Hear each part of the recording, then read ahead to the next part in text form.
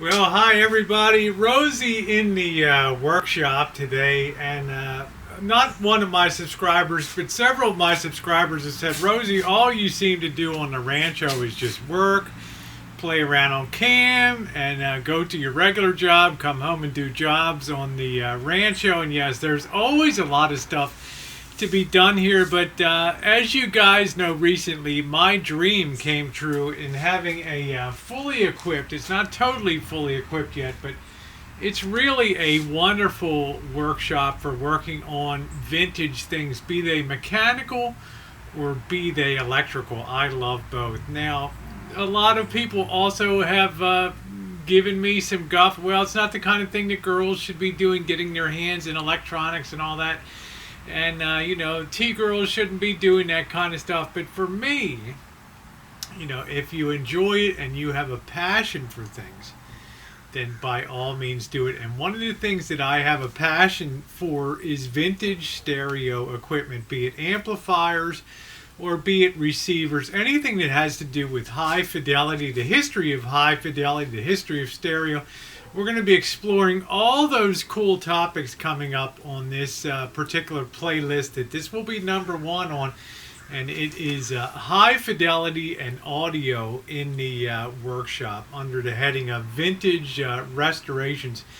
And it's a lot of fun. Tube receivers, tube tuners, tube amplifiers.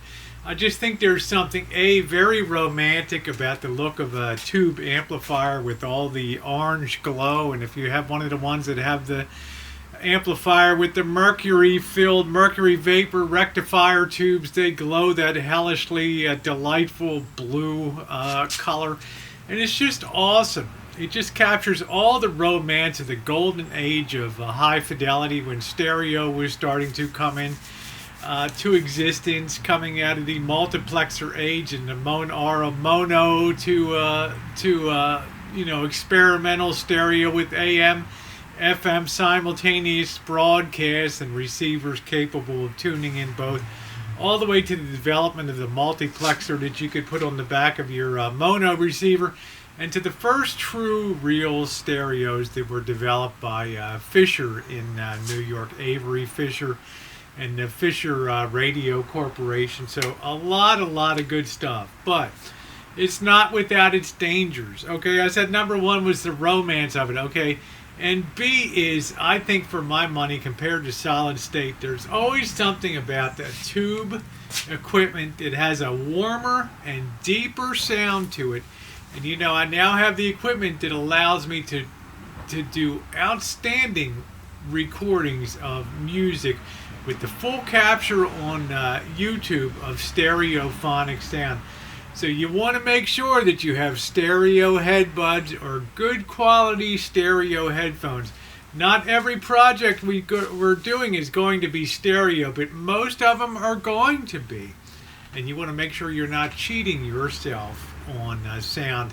If you want to know what I'm talking about, look at my video about showcasing the Technics SA424, the Marcus Warner, the music that I showcased on that video, and you will see what I am talking about. So we're going to have fun on this genre, on this vintage restoration thing.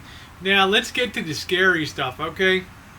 You can kill yourself on this stuff. When these tube amplifiers in particular, when they have big transformers and they're taking 120 volts AC and they're running 500, 600, 700 volts through the systems and through some of the plate tubes, the tube plates, the vacuum tube plates and things like that.